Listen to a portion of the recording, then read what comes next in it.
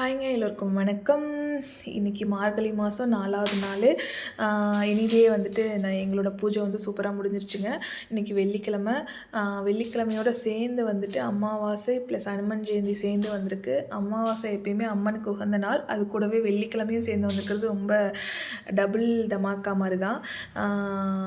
பீஸ்ஃபுல்லாக நல்லபடியாக அம்மனை வேண்டிட்டிங்களா? யாரெல்லாம் கும்பிட்டீங்கன்னு சொல்லுங்கள். யாரெல்லாம் அம்மன் கோயிலுக்கு போனீங்கன்னு சொல்லுங்கள். யாருக்கெல்லாம் எந்த அம்மன் பிடிக்கணும்னு சொல்லுங்கள். இன்றைக்கி வந்து அனுமன் ஜெயந்தி. அனுமன் ஜெயந்தினாவே நாமக்கல் மாவட்டத்தில் இருக்க அனுமன் தான் எனக்கு ரொம்ப ஞாபகத்துக்கு வருவார். ரொம்ப ஃபேமஸான டெம்பிள் இருக்குது. யாரெல்லாம் நாமக்கல் மாவட்டத்தில் இருக்க அனுமன் கோயிலுக்கு போயிருக்கீங்கன்னு சொல்லுங்கள். நான் போயிருக்கேன். ஸ்ரீராம ஜெயம் யாரெல்லாம் எழுதுவீங்கன்னு சொல்லுங்கள்.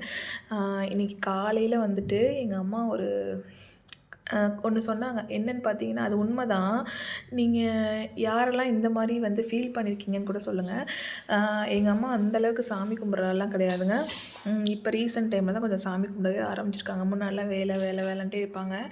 இப்போ கொஞ்சம் டிவோஷ்னல் சைடு வந்திருக்காங்க.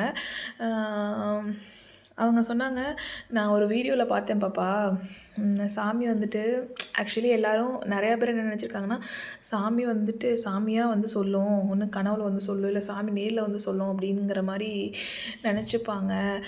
பட் ஆனால் சாமி வந்துட்டு அப்படிலாம் வராது. நான் உன் கூட தான் இருக்கேன் அப்படின்னு ஏதாவது ஒரு விஷயம் மூலமாக நமக்கு உணர்த்தும் அப்படின்னு சொல்லி சொன்னாங்க.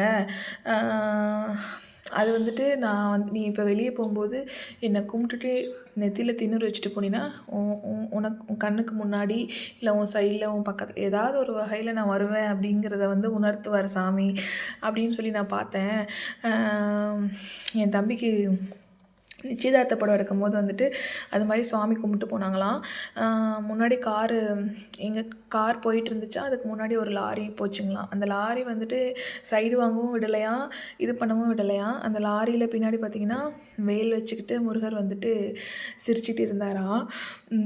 அதில் யாமிருக்க பயமேன் அப்படின்னு எழுதி இருந்துச்சான். எங்கள் அம்மாவுக்கு அப்போ அந்த வைப்ரேஷன், அந்த கூஸ் பம்ப் வந்துட்டு, ஆமாம் சாமி நமக்கு முன்னாடி போயிட்டுருக்காரு, நம்ம கூடயே தான் நம்மளை வழிநடத்தி போயிட்டுருக்காரு அப்படிங்கிற ஒரு ஃபீலிங் அவங்களுக்கு வந்துச்சான். இப்படி தான், இவ்வளோ தான் கடவுள், இவ்வளோ தான். நம்ம நம்பினவங்களுக்கு வந்துட்டு ஏதாவது ஒரு வகையில் ஏதாவது ஒரு மூலமாக வந்துட்டு நான் கூட இருக்கேன், நீ நல்லபடியாக எல்லா விஷயத்தையும் பண்ணு அப்படிங்கிறத உணர்த்துற மாதிரி ஏதாவது ஒரு விஷயங்கள் நமக்கு தோணும் இல்லையா? அதுதான் கடவுள், அவ்வளோதான். கடவுள் வந்துட்டு இப்படி தான் இருப்பார், இப்படி தான் வருவார், இப்படிலாம் இருப்பார், இவங்களுக்கு தான் கடவுள் வந்துட்டு காட்சி கொடுப்பாரு, அப்படிலாம் எதுவுமே கிடையாதுங்க. நம்ம நம்பினா நமக்கு கடவுள் வந்துட்டு நம்ம கூடயே தான் இருப்பார். நம்ம வீட்டில் எந்த பக்கம் திரும்பினாலும் கடவுள் இருப்பார் அப்படிங்கிறத நம்ம முதல்ல நம்பணும். இன்னொன்று, சில பேர்லாம் கஷ்டத்துக்கு மட்டும்தான் சாமி கும்பிடுவாங்க. நல்லா இருந்தோம் அப்படின்னா சாமியும் கும்பிட மாட்டாங்க. இன்னொன்று, என்னத்தை கஷ்டப்படுத்து சில பேர் என்ன பண்ணுவாங்கன்னா, கஷ்டம் கொடுத்து என்னத்தை சாமி கும்பிட்டாலும் கஷ்டத்தை தான் கொடுக்குது, நான் எதுக்கு சாமி கும்பிடணும் அப்படிங்கிற மாதிரி இருக்கவங்களும் இருக்காங்க. அதனால் சாமி கும்பிட்றத பொறுத்த வரைக்கும் அது வந்துட்டு மனசார நீங்கள் கஷ்டப்படுறீங்களோ, சந்தோஷமாக இருக்கீங்களோ, நீ கூட இருந்துக்கோ, எல்லாத்தையும் நீயே பார்த்துக்கோ அப்படின்னு சொல்லி அவர்கிட்ட ஒப்படைச்சிருங்க. எல்லாமே நல்ல விஷயமா நல்லதாகவே நடக்கும். இன்னொன்று, எந்த விஷயத்தையுமே நெகட்டிவ் தாட்ஸ் மட்டும் வச்சுக்காதீங்க. நானே இதை சொல்கிறேன் பாருங்களேன். ஏன்னா எனக்கே வந்துட்டு நிறையா நெகட்டிவ் தாட்ஸ் தான் வரும். இப்படி நடந்துருமோ, இப்படி ஆயிருமோ, இப்படி செஞ்சுருமோ, இப்படி பண்ணுமோ. சீரியஸாகவே அது ஒரு கெட்ட பழக்கம் தான். அப்படி என்ன மாதிரி யாராவது இருக்கீங்களான்னு சொல்லி சொல்லுங்கள். இப்போ தான் கொஞ்சம் கொஞ்சமாக நான் குறைச்சிட்டு வரேன். இந்த மாதிரி விஷயங்கள் வந்துட்டு நம்ம ஒன்று நினச்சோன்னா கண்டிப்பாக ஏன்னா நான் அதை இன்னொரு நாள் சொல்கிறேன். அதாவது ஒரு விஷயம் நம்ம கெட்டதாக இது நடந்துருமோ நம்ம யோசித்து பயந்துகிட்டே இருக்கோம் அப்படின்னா, நம்ம அது கண்டிப்பாக